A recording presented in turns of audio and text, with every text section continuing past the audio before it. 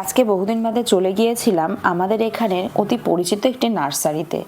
বিকেলবেলায়, শীতের বিকেলে নার্সারিতে কিন্তু ঘুরতে যেতে বেশ ভালো লাগে। এবং দেখো এখানে কত রকম ভ্যারাইটির বুগেনভিলিয়া বা বাগান বিলাস পাওয়া যাচ্ছিল। তার সাথেও ছিল বিভিন্ন রকমের মাটির টব, যেগুলো কিন্তু ওনাদের কাছে বেশ ভালো স্টক ছিল। এখন আমি গিয়ে দেখলাম এইবারে।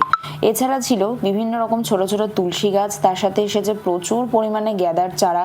এগুলো বিভিন্ন রকমের গ্যাদা গাছ ছিল, কোনোটা হয়তো হলুদ, কোনোটা হয়তো কমলা। যেহেতু ফুলটা ফোটা ছিল না তাই বোঝা যাচ্ছিল না। তার সাথে দেখলাম এসছে প্রচুর পরিমাণের হাইব্রিডের নয়নতারা, তার সাথে রয়েছে প্রচুর চন্দ্রমল্লিকা, যেগুলো শীতে এখন বেশিরভাগই দেখা যায়। সেই রকম গাছগুলোই কিন্তু ওনারা দেখলাম স্টক করেছে এইবারে।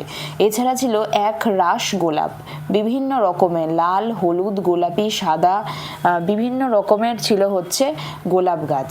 এছাড়া বড় গাঁদা ফুলের গাছও ছিল, যেগুলো কিন্তু একটু বেশি দাম ছিল, কিন্তু যারা একদম রেডি গাছ কিনতে চান তারাও কিন্তু কিনতে পারো।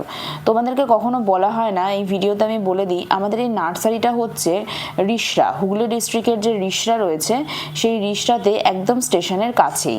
এখানে কিন্তু মোটামুটি ভালোই গাছ পাওয়া যায়, এবং যে গাছগুলো এখনো অবধি আমি ওনাদের থেকে পারচেস করেছি তাদের কিন্তু যথেষ্ট রেসপন্স খুবই ভালো।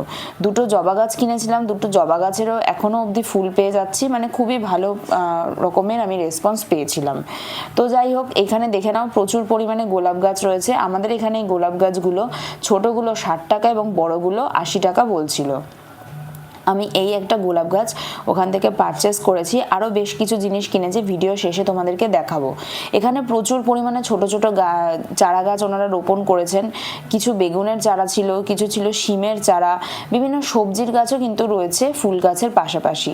পিটুনিয়া গাছও দেখলাম। এছাড়াও শীতের বেশ কিছু ফুল গাছ দেখলাম, যেগুলোর কিন্তু সব কটার নাম আমি জানি না। তো সেই কারণে আমি আর ওখানে বেশি টাইম নষ্ট করিনি, চলে এসেছিলাম। এবং দেখে নাও কি কি কিনলাম। এই একটা গোলাপ গাছ কিনেছিলাম, যে গোলাপ গাছটার দাম নিয়েছিল 60 টাকা। এছাড়া নিয়েছিলাম হচ্ছে 2 রকমের গাঁদা ফুল গাছ, আমি জানি না যে এগুলো কি রকম কালার হবে। আর তার সাথে নিয়েছিলাম একটা বেগুন গাছ, যেহেতু গাছগুলোর ফুল ফোটা ছিল না তাই ফুল না ফুটলে বুঝতে পারবো না।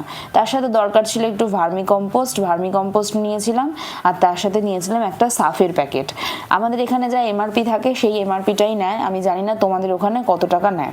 তার সাথে নিয়েছিলাম দেখো একটা 10 টাকা দিয়ে মাত্র একটা সাদা গ্যাদার চারা, কিন্তু দুঃখের বিষয় হচ্ছে এই গাছটাকে আমি শেষ পর্যন্ত বাঁচাতে পারিনি।